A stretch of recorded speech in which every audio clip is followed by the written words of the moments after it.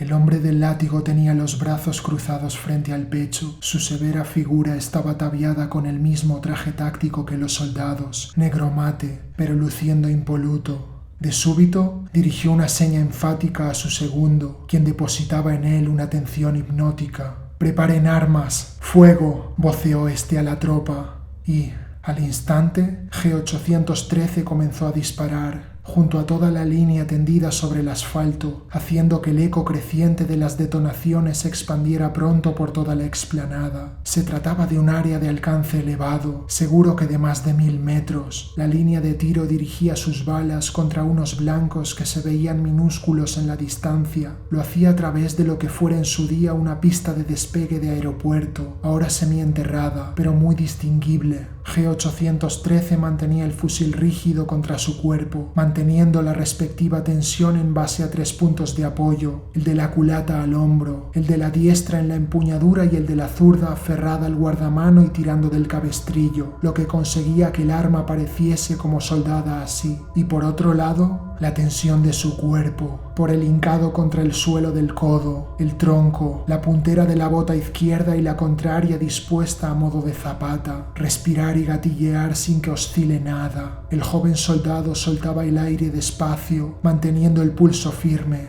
a la vez que oprimía repetidamente el gatillo de su fusil, recalibrando a cada mínima sacudida el punto de mira y volviéndolo a centrar, automático. Eran tiros de precisión. Sus disparos se confundían en un tumulto de chasquidos con los del resto, mezclándose con el tintineo de casquillos. Pese a que habían derramado varios bidones de agua a lo largo de toda la línea, las vainas que saltaban hacia adelante comenzaron a levantar una bruma de polvo que, si seguía así, podía llegar a dificultar la visión. El soldado se lamentó de esto. Ya tenía bastante con su perspectiva casi de tuerto. Qué lejos quedaba aquella hipersensibilidad suya hacia el acto de disparar, al comienzo experimentado como una barbaridad, en la que uno ejerce una presión insignificante de la cual, tras un salto mortal, resulta algo tremendo, totalmente desproporcionado para la medida de nuestra acción, donde, a la activación de un mecanismo, un trozo de metal sale proyectado por el fuego hacia el infinito a la velocidad del relámpago, arrasando con cualquier obstáculo que se le interponga, siendo lo más vulnerable la blanda carne de los organismos, a la que es capaz de serrar, perforar sin apenas dificultad, abriéndola a la vida subterránea de la sangre. El acto de disparar, decimos, se había banalizado nuestro soldado, al convertirse en algo rutinario. Ya no cuesta nada. El abrir fuego no debe suponer más que ligeros escollos en la respiración, sin llegar a entorpecer su flujo constante. Pam, pam, pam, papapam, papapam.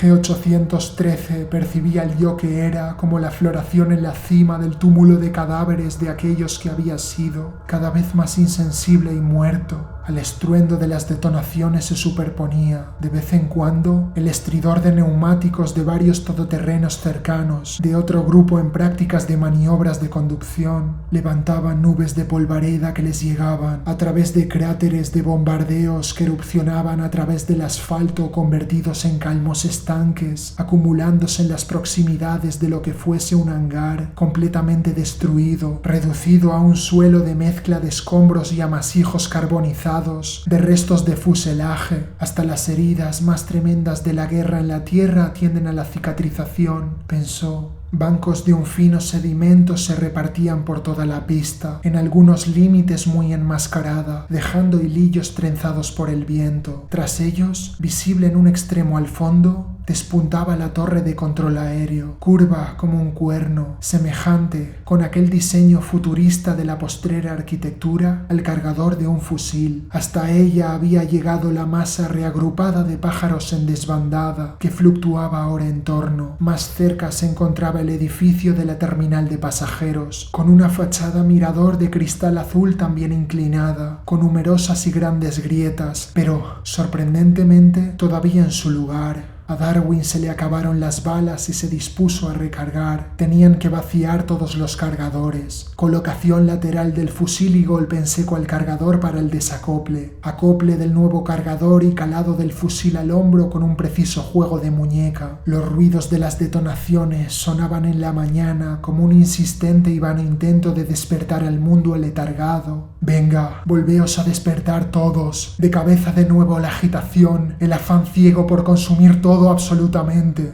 El hombre del látigo, comandante Gamma, dio un respingo, pues uno de los chirridos de rueda de los vehículos se destacó sonando sorprendentemente cerca, a lo que siguió el ruido creciente de un motor revolucionado. Un todoterreno de campaña se acercaba raudo, en efecto, abalanzándose contra el flanco. Excéntrica y borrosa la acción principal, la silueta de alguien que venía montado en él, sosteniéndose únicamente por la parte de fuera, saltó del estribo antes de que el vehículo se detuviera, domeñando el trote por el violento impulso de la inercia, provocando la agitación de una rubicunda cabellera. Su intensa presencia saturó el ambiente. «¡Alto el fuego!», bramó sin mediación con su segundo el comandante Newell, cuya turbación se reflejó solo en el contraer de sus pupilas. Mas el hombre rubio había irrumpido ya con el primer empuje dentro del campo de tiro y avanzaba secante a la línea de fuego, en medio de la bruma de polvo. Algunos soldados habían parado previamente de disparar, en medio de un sentimiento de confusión e insólita gravedad que se transmitía por toda la fila, pero otros seguían ciega y sordamente, mientras su líder supremo cruzaba sereno, a paso ligero, al funesto relumbre de sus botas altas de cuero. Iba con el torso desnudo, ofreciendo la ancha espalda a la línea de tiradores, vuelto en torsión hacia los blancos, sin que se hubiesen interrumpido ni mucho menos todos los disparos. Algunos abortaban el fuego de modo abrupto, arrancados de su concentración en el ejercicio, con crispaciones nerviosas, parpadeando como para disolver la neblina de sus ojos, cercano el asma a pasarles por delante.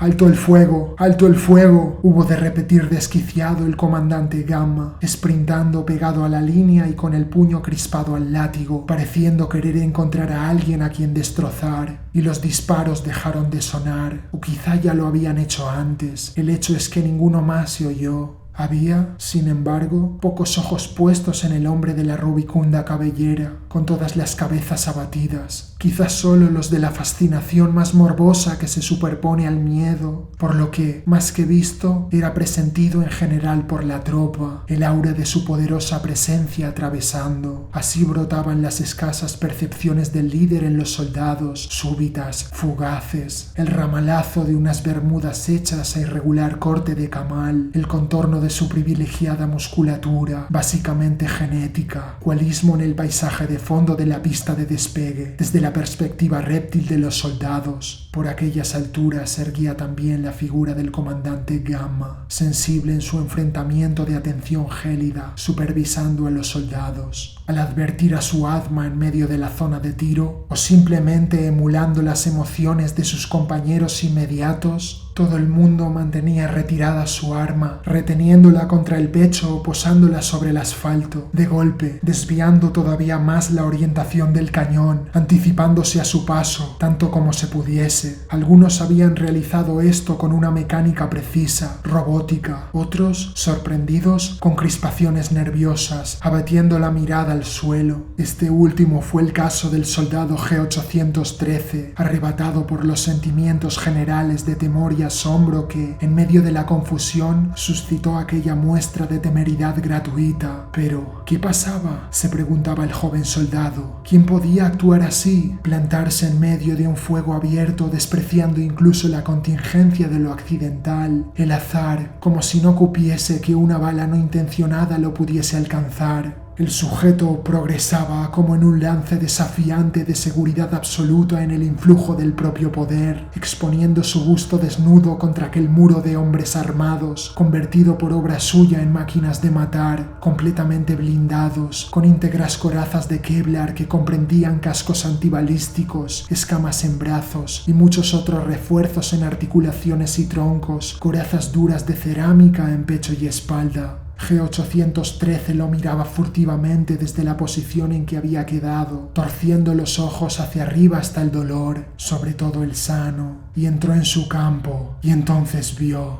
Vio que aquel bárbaro caucásico portaba sobre el trapecio, apoyado, su habitual artilugio de choque eléctrico, cual Crónida portador del rayo en el paganismo. Era evidente que a tal aparato se le había echado mano, modificado, lo había escuchado. ¿Qué utilidad debió de tener en el pasado?, se preguntaba G813. ¿La de pastorear bestias, elefantes africanos, como algunos decían? Pero ahora era algo mucho peor, la tensión demasiada, pues una sola descarga había llevado a más de un soldado al paro cardíaco.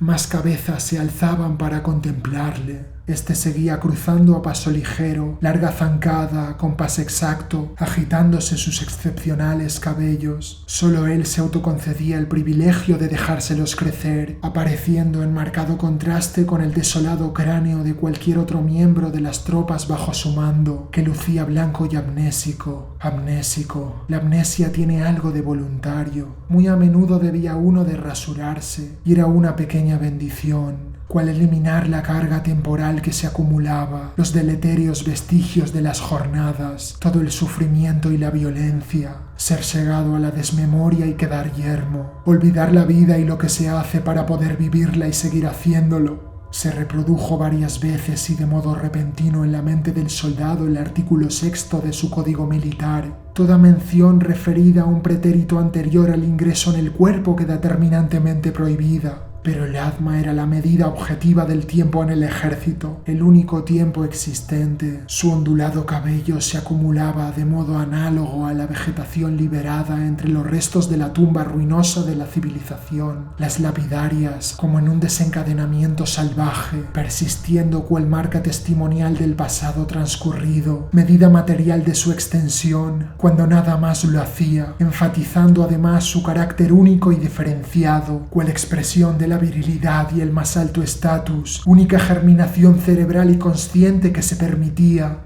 Y continuaba dándoles la espalda. Por el amor de Dios, solo en esa fila aleatoria había fieras en las que uno no podía pensar sin estremecerse. Ostentaba su poder como algo tan real y obvio que no tiene necesidad de ser pensado, porque no cabe duda y toda reflexión sobre el asunto es banal. Y el soldado sintió como un hilo abrasador recorriendo muy subterráneo, como una corriente de magma bajo aquel asfalto, a través de capas y capas de sedimentos. ¿Qué costaría a nadie dispararle? Terminó por formularse sorpresivamente el joven soldado. ¿Fantasearía alguien ni ligeramente con la posibilidad de tirarle con el arma? ¿Y si se fallaba? Pero al momento se espantó de la peregrina infiltración en su cabeza de semejante cadena de ocurrencias. Seguramente la bala lo eludiría como repelida por un polo magnético o se derretiría sin impactarle. No habría de tocarle. Le parecía imposible que nada alcanzase a herirlo siquiera. Le sudaban las palmas de las manos y tenía escalofríos. Pensó en sus pares y se irritó consigo mismo. No debían de estar rehuyendo tal pensamiento porque a ninguno de ellos le había venido a las mientes. Así que negó haberlo tenido, esa impureza,